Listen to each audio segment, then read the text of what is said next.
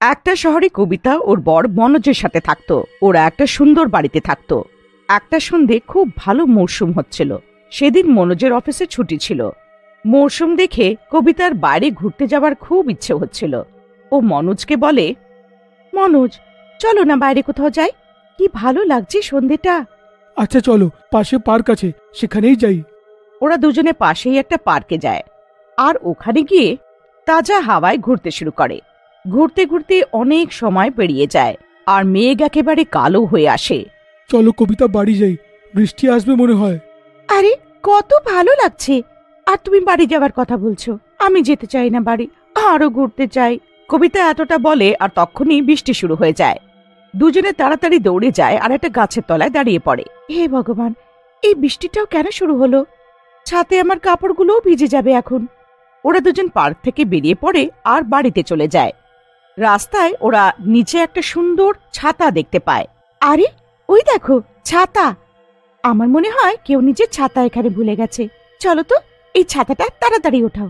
না না, এরকম পড়ে থাকা জিনিস ওঠানো ঠিক নয়। আরে এটা ছাতাই তো, আর বৃষ্টিও কত জোরে হচ্ছে। আর এই ছাতাটাই আমাদের বৃষ্টির থেকে বাঁচাতে পারবে। আবার যখন পার্ক আসবো এটা এখানেই রেখে যাব। যারই এই ছাতা হবে সে নিয়ে যাবে। কবিতার কথা মেনে মনোজ ওই ছাতাটাকে উঠিয়ে নেয়। যেই ছাতাটা ওঠায় ওর একটা আজব কিছু মনে হয়, কিন্তু ও পাত্তা না দিয়ে দুজনে আবার বাড়ির জন্য বেরিয়ে পড়ে। বাড়ি পৌঁছানোর পর কবিতা ছাতাটাকে নিজের ঘরে রেখে দেয়। হে ভগবান, আজ তো এই বৃষ্টির থেকেই ছাতাটা আমাদেরকে রক্ষা করলো। হ্যাঁ সত্যি, তুমি একদম ঠিক বললে কবিতা। আচ্ছা, এক কাপ চা বানিয়ে দেবে? হ্যাঁ, কেন না, এক্ষুনি বানাচ্ছি। আর তার সাথে গরম গরম পকোড়ি। যেই কবিতা রান্নাঘরের দিকে এগোয়, ও যেন কিছু শুনতে পায়। কবিতা, কবিতা, আমার কাছে এসো কবিতা। কবিতা পেছনে ঘোরে আর দেখে কিন্তু রান্নাঘরে কেউ ছিল না। তারপরে চা বানাতে শুরু করে। তখন আবার থেকে ওই আওয়াজটা শুনতে পায়। তুমি কোথায় যাচ্ছ? এখানে এসো না, আমার কাছে এসো কবিতা, আমার কাছে এসো, আমার কাছে এসো। আওয়াজ শুনে কবিতা খুব ভয় পেয়ে যায় আর পেছন দিকে সরে যায়। তখনও পেছন থেকে ওর কাঁধে কারোর হাত রাখা অনুভব করে। কে আমার পেছনে? কবিতা, এটা আমি। কি হয়েছে? এত ভয় পাচ্ছ কেন? ও মনোজ, তুমি? আমি ভাবলাম অন্য কেউ। আমাদের দুজনকে ছাড়া এখানে কে থাকতে পারে? মনে হয় ক্লান্ত হয়ে গেছো। আমি বারবার করে কারোর আওয়াজ শুনছিলাম, যেন কেউ আমাকে ডাকছে। আর জানো, ওই আওয়াজটার জন্য আমার ঘর থেকে আসছিল। সেরম কিচ্ছু নয়, তুমি বিশ্রাম করো, আমি নিজে গিয়ে চা বানিয়ে নিচ্ছি। মনোজ কবিতার কথায় কিছু মন দেয় না আর নিজের জন্য চা বানানোর জন্য রান্নাঘরে চলে যায়। কবিতা নিজের ঘরে গিয়ে শুয়ে পড়ে। তখনই ওরা আবার ওই আওয়াজ শুনতে পায়। কবিতা ভয় পেয়ে বসে পড়ে, মন দিয়ে আওয়াজটা শোনার চেষ্টা করে। আওয়াজটা অন্য কোথার থেকে নয়, ওই ছাতার ভেতর থেকে আসছিল। আর ওই ছাতাটা নিজের থেকে নড়ছিল। কবিতা ভয় পেয়ে ওখান থেকে চলে যায়। ছাতাটা হঠাৎ করে নিচে পড়ে যায় আর নিজে থেকে ছাতাটা খুলে যায়। খোলার সাথে সাথে একটা ডাইনি বাড়ি আসে। কোথায় গেল বউটা? একে আমি জ্যান্ত বাঁচতে দেব না। তারপরেই তো এর স্বামী আমার হবে। যখন সে আমাকে মাটির থেকে উঠিয়েছিল তখনই আমার ওর সাথে প্রেম হয়ে গেছিল। এখন যা কিছু হয়ে যাক, আমি ওর বউয়ের প্রাণ নিয়ে নেব আর সব সময় এর স্বামীর পাশে থাকবো। তারপরে ডাইনি ছাতাটা ওঠায় আর বাড়ির বাইরে বৃষ্টিতে ঘুরতে শুরু করে। অন্যদিকে রান্নাঘরে কবিতা নিজের বরকে সব কথা জানাচ্ছিল, কিন্তু মনোজ ওর কথায় ঠিক বিশ্বাস করছিল না। কবিতা, এইসব ভুলে যাও আর বিশ্রাম করো। কবিতা মনোজের কথা শুনে আবার ওর ঘরের মধ্যে যায় আর দেখে যে ছাতাটা ওর জায়গায় ছিল না। যেই ও ছাতাটাকে খুঁজতে শুরু করে, ওর নজর জানলার বাইরে যায়।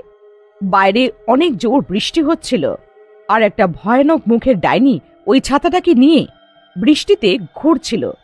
কবিতা ওই ডাইনিটাকে দেখে একদম বরফের মতন ঠান্ডা হয়ে যায়। ওর মুখের থেকে চিৎকারের আওয়াজও শোনা যায় না। ও একদম হাঁ করে বাইরেই দেখছিল। আর হঠাৎ করে ডাইনিটা চোখের সামনে থেকে হাওয়া হয়ে যায়। যখন কবিতার জ্ঞান ফেরে তখন ডাইনি ওর পেছনে দাঁড়িয়ে ওর কাঁধে নিজের হাতটা রেখে দেয়। মনোজ, এটা তুমি না? মনোজ, আমি জানি এটা তুমি। প্লিজ মজা করো না। জানো, এক্ষুনি আমি সামনে ওই ডাইনিটাকে বাইরে দেখলাম। কবিতা, কবিতা! আওয়াজ শুনে কবিতা পাথর হয়ে যায়। যেই ও পেছনে ঘুরে ডাইনিটাকে দেখে কেঁপে ওঠে। ও ওখান থেকে পালানোর চেষ্টা করে, কিন্তু ডাইনি ওই ছাতার সাহায্যে কবিতাকে নিজের দিকে টেনে নেয়। কবিতা ডাইনির দিকে টেনেই চলে যায়। কবিতা ওখান থেকে পালানোর জন্য ডাইনির হাত থেকে ছাতাটা ছিনিয়ে নিতে চেষ্টা করে, কিন্তু ডাইনি নিজের জাদু শক্তি দিয়ে কবিতাকে ছাতার সাথেই হাওয়ায় ঝুলিয়ে দেয়। আমাকে ছেড়ে দাও, আমি তোমার সাথে তো কোনো ভুল করিনি। তাহলে তুমি আমার থেকে কি চাও? আমি তোমার স্বামীকে প্রেম করি, ওকে আমি খুব পছন্দ করি, তাই তোমাকে আমি মেরে ফেলবো আর তোমার শরীর নিয়ে সারা জীবন মনোজের সাথে থাকবো। না না, এরম করো না, আমাকে আর আমার বরকে ছেড়ে দাও, এরম করো না। কবিতা বারবার জাদু ছাতার থেকে ছাড়া পাওয়ার চেষ্টা করে, কিন্তু করতে পারে না। তারপর ও সাহায্যের জন্য নিজের বর মনোজকে ডাকে। কবিতার কথা শুনে মনোজ রান্নাঘর থেকে দৌড়ে চলে আসে আর ডাইনিকে দেখে থতমত খেয়ে যায়। আর তারপর ও যখন নিজের বউকে হাওয়ার থেকে ঝুলতে দেখে, তখন জোরে জোরে চিৎকার করতে শুরু করে। কবিতা, কবিতা! মনোজ, মনোজ, আমাকে বাঁচিয়ে নাও, বাঁচিয়ে নাও মনোজ। এই ডাইনিটা আমাকে মারতে চায়, যাতে আমার শরীরে ঢুকে তোমার বউ হয়ে থাকতে পারে। এটা আমি হতেই দেব না, আমার স্ত্রীকে ছাড়ো। মনোজ নিজের বউকে বাঁচানোর জন্য ওকে ধাক্কা দেয়। ডাইনি রাগের চোটে চোখ লাল করে নেয়। কবিতাকে ছেড়ে দাও, না হলে। আমি তোর জন্য এসব করছি, আর তুই আমাকেই ধাক্কা দিচ্ছিস? শোন আমার কথা কান খুলে, আমি তোর সাথে প্রেম করি।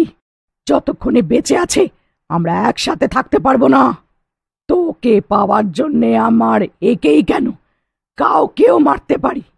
আমি নাকি ডাইনির সাথে থাকবো? হাহ, এর চেয়ে ভালো আমি মরেই যাব। তুই আমাকে আর আমার স্ত্রীকে ছেড়ে দে আর চলে যা তুই। এরকম কখনো হতে পারবে না, আমি তোকে পেয়েই ছাড়বো। খবরদার যদি এর নাম আবার নিস। মনোজ কবিতাকে বাঁচানোর জন্য ডাইনির থেকে লড়াই করে, কিন্তু ও ডাইনিকে কিচ্ছু করতে পারে না। তারপরে ও ভাবে কবিতাকে কি করে বাঁচাবে। তারপরে কবিতাকে বাঁচাতে চেষ্টা করে, কিন্তু ও যাই চেষ্টা করে কোনোটাই সফল হয় না, আর ও কবিতাকে ছুতেই পারে না। এইসব দেখে ডাইনি আরো রেগে যায়। তুই এই বোকা মেয়েটার জন্য এত পাগল কেন হচ্ছিস? দেখো মনোজ, অনেক হয়ে গেল, এখন আমার মনে হয় তোকে শাস্তি দিতেই হবে। ডাইনি নিজের জাদুর শক্তি দিয়ে মনোজকে দেয়ালের সাথে ধাক্কা দিয়ে দেয়, যাতে ও খুব ব্যথা পায়। মনোজ মাটির থেকে ওঠার চেষ্টা করে, কিন্তু ওর মাথা ঘুরতে শুরু করে আর ও দাঁড়াতেই পারে না। দেখো মনোজ, প্লিজ আমাকে ক্ষমা করো। তোমার নিজের কর্মের ফলের জন্যে এই ব্যথা সহ্য করতেই হবে, কিন্তু চিন্তা করো না, আমি বেশিক্ষণ সময় নেব না। একবার এই মেয়েটা মরে যাক, আমরা একসাথে হয়ে যাব। ডাইনির কবিতার গলা টেপে কবিতার অবস্থা খুব খারাপ হয়ে যায়। মনোজ সবকিছু নিজের চোখের সামনে হতে দেখতে পায়, কিন্তু বেচারা কিছুই করতে পারে না। বাঁচাও আমাকে, বাঁচাও আমাকে মনোজ। মনোজ, যদি আমি মরে যাই তুমি কখনো এই ডাইনির সাথে থেকো না। মনোজ। মনোজ অসহায় হয়ে পড়ে থাকে। তখনই ওর নজরটা ছাতার উপরে পড়ে। ছাতাটা ডাইনির। ছাতাটা আসার পরের থেকেই এরকম সব হচ্ছে। এটাকে ভাঙতে হবে। এটাকে যদি একবার আমি ভেঙে ফেলি, ডাইনি এর সাথে চলে যাবে। মনোজ এদিক ওদিক তাকায়, আর কাছে একটা লাইটার পড়ে থাকে। ও লাইটারটা ওঠায় আর ছাতার কাছে যেমন তেমন ভাবে পৌঁছায়। তারপরে ও ছাতাটায় আগুন লাগিয়ে দেয়। ছাতায় আগুন লাগার সাথে সাথে ডাইনি জ্বলতে শুরু করে। না না, এটা কি করলে তুমি? এই ছাতার মধ্যে তো আমার প্রাণ ছিল, আর তুমি এটাকেই জ্বালিয়ে দিলে।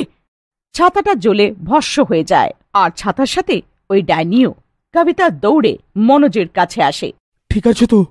হ্যাঁ মনোজ, আমি একদম ঠিক আছি, কিন্তু দেখো তোমার কত রক্ত বেরোচ্ছে। ওই একটু আধটু, তুমি চিন্তা করো না, ঠিক হয়ে যাবে। যদি আজ তুমি আমাকে না বাঁচাতে, তাহলে ওই ডাইনি আমাকে মেরেই ফেলতো মনোজ। আর এটা ভেবো না, দুঃস্বপ্ন ভেবে ভুলে যাও তুমি। এরপরে কবিতা আর মনোজ সুখে থাকতে শুরু করে, আর ওই ডাইনি আবার কোনোদিনও ওদের জীবনে আসেই না।